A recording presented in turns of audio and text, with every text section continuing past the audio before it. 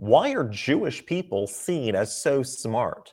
In a lot of tests that have been done regarding IQ, Jewish people, especially those of Ashkenazi descent, tend to be a full degree higher, full like IQ grade higher than their surrounding population. And that's obviously on average. It's not that every Jew is smarter than everybody else. It doesn't work like that. But as a group, the Jewish people tend to rank higher in IQ scores. That's just the way that it goes. There are a lot of different ideas as to how that came about. What is that all about? Check out this interesting discussion with Jordan Peterson and the former Prime Minister of Israel, Naftali Bennet, that the idea of discussion, debate, and argument has actually, through the years, over the generations, all the way back to Talmudic times, has been something that has helped shape the mind of the Jewish community into becoming a sort of given an intelligence edge over other groups. Take a look. Judaism, as it evolved in the diaspora and previously in the two previous states we had in Israel, was a very democratic and open for debate society. Yeah. Let me tell you something. Open for debate. Yeah. Debate is at the core of Judaism. You know, when you have the Orthodox Jews study Talmud essentially, people don't know what I'm about this. Talmud is sort of the law code of Judaism. But the Talmud's not about the bottom line. It's not a book of rules. It's you can fill a library with it. What it is, it's debates between rabbis.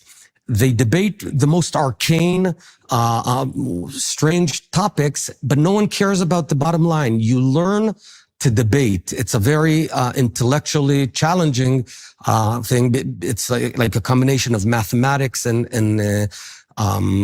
logic. Mm-hmm.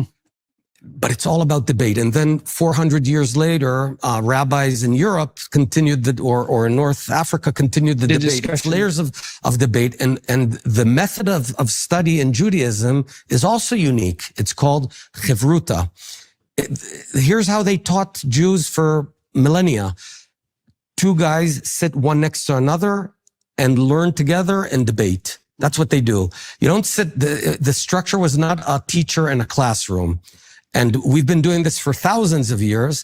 And I believe, by the way, that's part of the secret of the startup nation, is that we're such a debating people. At its best, it brings you innovations. I remember in my startup company, we were yelling at each other the whole time. You know, anyone who came into my company heard screaming between the VP R&D but it was positive.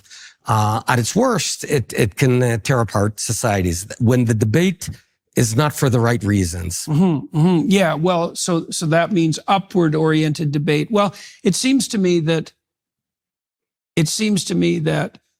that implies that maybe one of the things that the Jewish state and Christian or Judeo-Christian democracies have in common is something like a conceptualization or an embodiment of the logos, right? The idea that the way that you make progress forward is through thought, and that's mediated by speech, and that speech has to be free, and it can be intense. Yes. And so think about that. The most respected person in the community for those 2,000 years was the rabbi. And the rabbi was typically the smartest guy. He was best at studying Talmud. That's how the most famous rabbis like Maimonides, who was also a physician, and the first and foremost, they were the best at study. And by the way, they also got the best. Their children got the best marriages of usually the most wealthy, and that created a very positive cycle, a genetic cycle, which made for very smart folks all across the Jewish world. The good thing is that rabbis get married and have kids. Priests do not, and so you take a really smart guy, but then he doesn't have descendants. Yeah, that's a problem.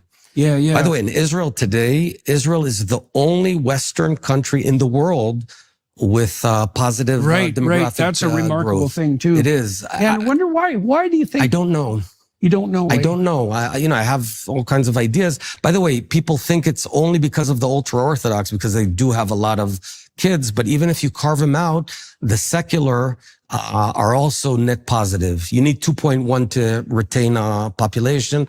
We're at about 2.3 with the secular, and all in all, at 3 kids per family.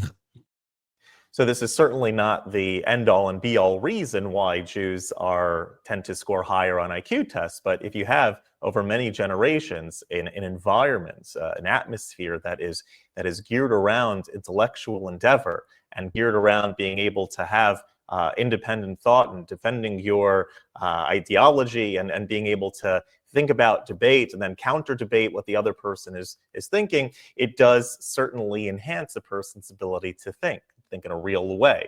If you enjoy this content overall, I highly suggest you hit that subscribe button over there in the corner. We'd love to stay in touch. Have a great day.